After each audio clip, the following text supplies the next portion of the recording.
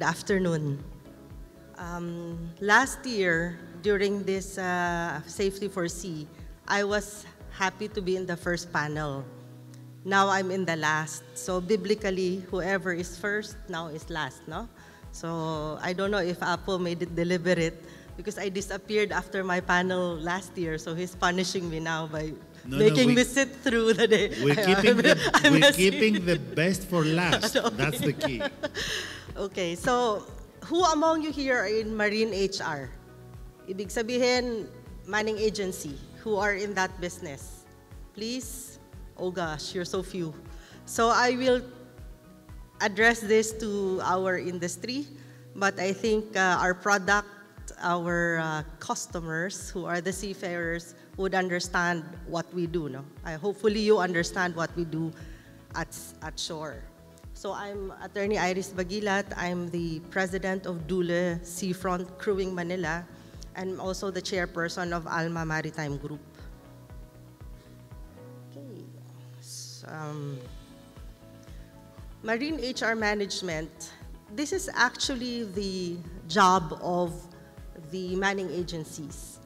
I don't think anybody outside of our industry understands that what the manning agency is doing is HR work, marine HR specifically. It is a critical aspect of maritime operations that includes recruitment, training, welfare, payroll, and retention of seafarers. True excellence goes beyond mere adherence to minimum standards and regulations. And believe you me, in the Philippines, our regulations for manning are insane. I remember DMW, we have Marina, we have SSS, we have PhilHealth, we have also at the same time BIR, we have SEC. All of those are just putting so many regulatory structures on our business. So my presentation will share the story of our company. In the Philippines, we have over, I think, 380 manning agencies. So Dule Seafront is just one of 380. But I will here share our best practice. So what makes us us? What makes Dule Seafront us? We offer immediate start, a hassle-free and cost-effective setup to the ship owner so they can begin operations right away. We offer dedicated team so they have full control of business process. We always try to be ethically collaborating and maintain ethical standards in operations. Our operations are customizable. We do not impose on our clients, they impose on us. We also maintain exclusivity of crew, so we don't straddle crew pool from one client to another. And we believe in sustainable crewing and developing homegrown talent. So that is the cradle-to-grave approach from cadet to captain, from cadet to chief officer, to chief engineer. So that's a cradle-to-grave approach.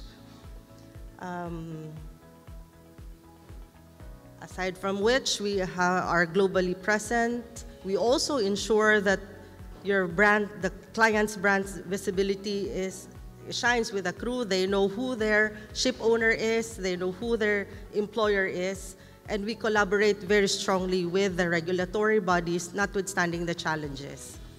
We try to provide quality service, we establish KPIs, and we attempt to be thorough and accurate with our documentation. Otherwise, our seafarers on board will suffer unnecessarily, especially during port state control, inspections, and whatnot. And we are transparent to our client, our customers, from our performance to costing. So like any other agency, we do offer similar services, recruitment and training, manning and documentation services, finance and crew welfare. But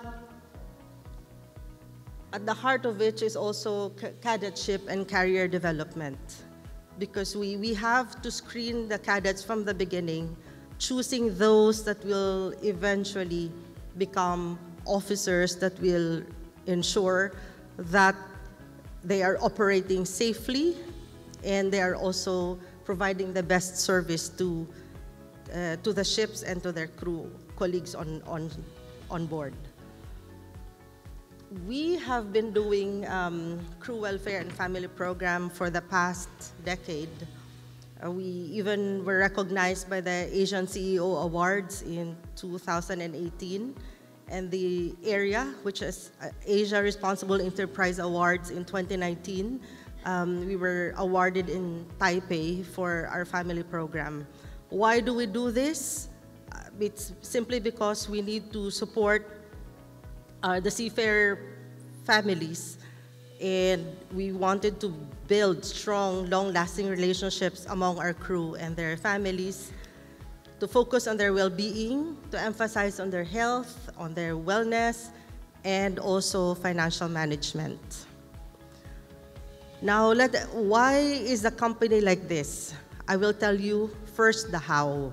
And the how is, having your core values. I am sure, like any other company, you have your valuing, right? You do define your core values. To us, it's professionalism.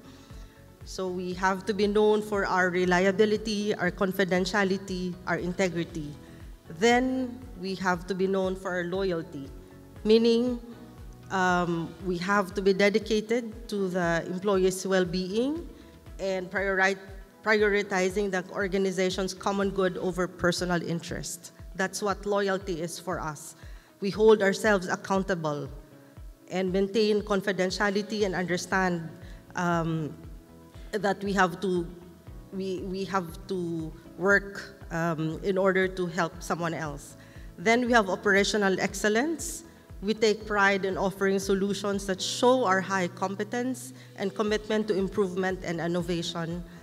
We empower ourselves through ongoing self-development and training. And last, teamwork, because we are a united team based on trust, respect, collaboration. There is no one superstar in an office, in a group. Everybody has a role, and nobody has monopoly of perfection. So we rely on each other to get things done. But aside from the how, the more important thing is the why. Why? I mean, why do we bother? Why do we bother to be with the families? For most of us, we hold by the key performance indicators. We have that in each of our organization, right? This is how we measure our performance. But again, aside from the result measure, how are we performing? We make sure to look at the purpose for the performance indicators. So for example, in recruitment, our result measure is not different from the other organizations. The percentage of embarkation of newly recruited seafarer within the agreed joining date. That's very common measure.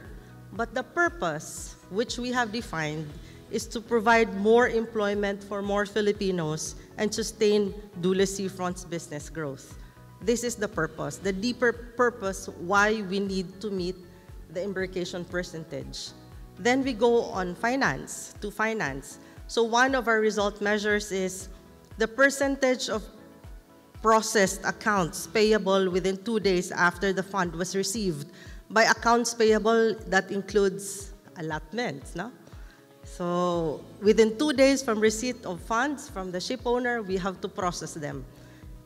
That's a very tight window, because with allotment, you need to make sure that you already computed by then all of the statutory payments, no? SSS, pag-ibig, all the deductions, and you should be ready to give that to the crew. Because our purpose is to ensure that families receive their rightful wages on time to sustain their daily needs. So that is the bigger anchor. Why do we have to do that? Why do we have to put ourselves on a deadline? For manning, for example, our result measure is the percentage of seafarers relief not earlier than 30 days nor longer than 30 days after the agreed contact duration period. So ito na itong plus minus 1. You're very familiar? Plus minus 1 month, the seafarer has to disembark, correct? And why do we do that?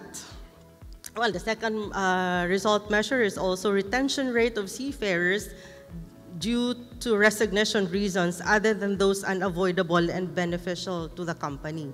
So yung beneficial retention, attrition. So the purpose is to provide jobs to Filipino seafarers by successfully deploying them on ships. So while we measure ourselves, we have to understand the spirit behind the why, and this is the purpose.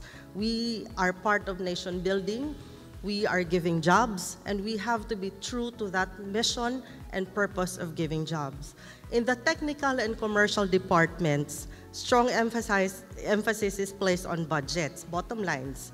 When a vessel is sold, reports coming out would speak of the value of the deal. But the last question that is asked is, what will happen to the crew?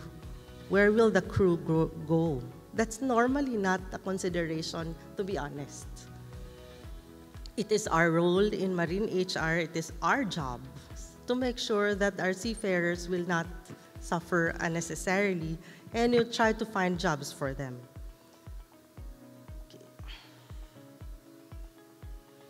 Now we also, to go forward, even in career development, we have a similar strategy, and also in crew welfare and claims department. For example, one of the result measures is we have to have 0 no-show reports received from the post-medical clinic. You know that, no? When a seafarer is sick or injured, then he suddenly does not go to the post-medical clinic, we make sure to keep it at 0. The purpose is to ensure that seafarers who had an illness and injury on board receives the rightful treatment, compensation, and benefits. That is one of our purposes, and that's a purpose of the crew welfare department. In organizations, we are the maritime HR, as we call it. In shipping organizations, with the ship owners, we come in the forefront when the crew makes a mistake on board, especially a huge mistake. But it is our responsibility to humanize our operations. For a Filipino crewing, we are essential in nation building. Our seafarers directly jump from poverty to middle class as soon as they get jobs on board. And the money that they send is directly infused into the Philippine economy. This is a reason for why. So right now, how much are we contributing to Philippine economy? Would anyone know? Sa seafarers through the remittance. What is our figure, Miss Divine? What is our figure? Nagpa-recitation na ako.